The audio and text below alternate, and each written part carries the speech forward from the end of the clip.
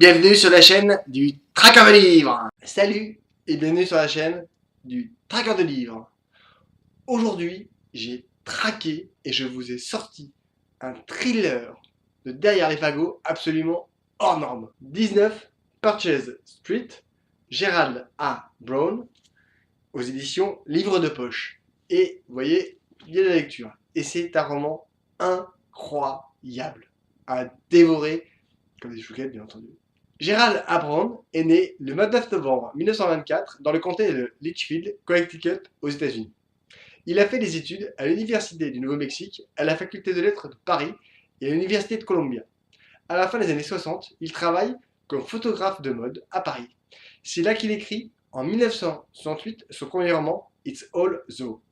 En 1972, il publie Diamant mortel, qui devient rapidement un best-seller et adapté dans un film britannique réalisé par Aran Avakian sous le titre Eric Frack Williams. En 1982, il fait paraître 19 Purchase Street qui reste comme un de ses meilleurs romans. Il situe plusieurs de ses romans, Diamant mortel, Émeraude, 19 Purchase Street, Stone 588, Adieu Sibérie, Worth 47, dans un domaine où il règne en maître incontesté l'exécution de gros coups, souvent dans le milieu diamantaire. Il y a un tel sens de la narration qu'il est redoutable.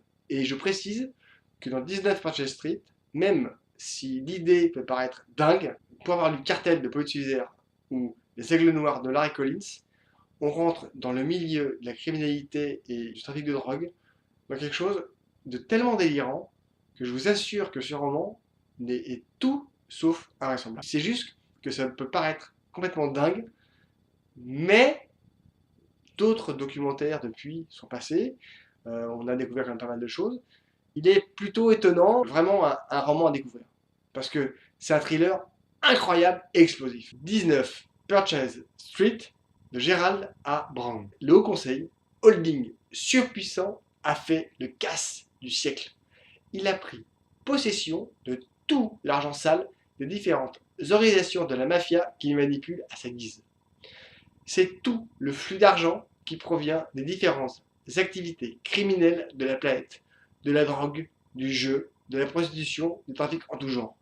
Tous génèrent des milliards et des milliards de dollars. Pour gérer ce flux constant d'argent, le Haut Conseil a créé une organisation absolument fantastique, parfaitement huilée, qui collecte et blanchit l'argent dans le monde entier. La ruse et la férocité côtoient le quotidien et le stupre.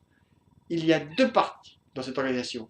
La première récupère chaque jour des dizaines et des dizaines de millions de dollars à travers le monde par différentes filières. Ils introduisent l'argent sale dans l'économie réelle à travers des mules qui alimentent différentes banques selon une organisation parfaite. La deuxième partie est financière. Elle emploie les plus grands traders de la planète. Ils ont mis en place des entreprises à tous niveaux pour servir de grands lessiveuses et réintroduire l'argent dans l'économie réelle. Ils manient en même temps les leviers des différentes entreprises dans des pays pour faire fructifier leurs placements. Le flux est tel qu'ils ont investi dans des myriades d'entreprises parfaitement légales.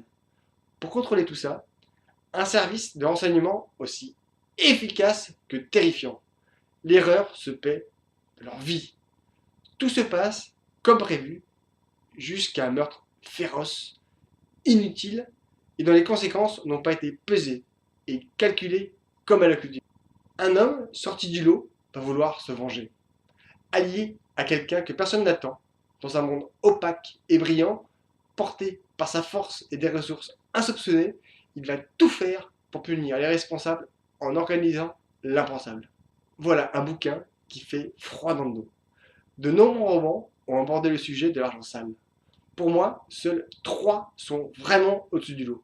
Celui-ci, Cartel de Paul Utiliser et Les Aigles Noirs de Larry Collins. C'est un thriller haletant, parfaitement construit de main de maître, qui tient en haleine tout le long de l'histoire et qui fait flipper par sa justesse et sa parfaite connaissance des sujets traités tant par la finance que par le crime organisé en col blanc.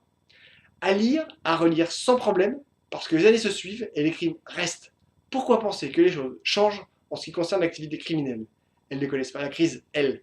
Alors pourquoi imaginer qu'elle fonctionne moins bien?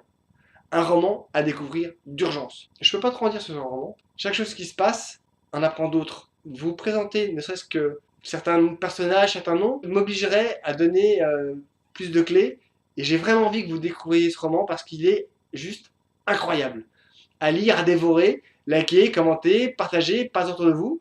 Mangez des chouquettes parce que c'est bon pour la santé. Faites-vous plaisir, éclatez-vous, lisez. À bientôt. Salut. 19 Purchase Street, Gerald A. Brown, aux éditions Livre de Poche.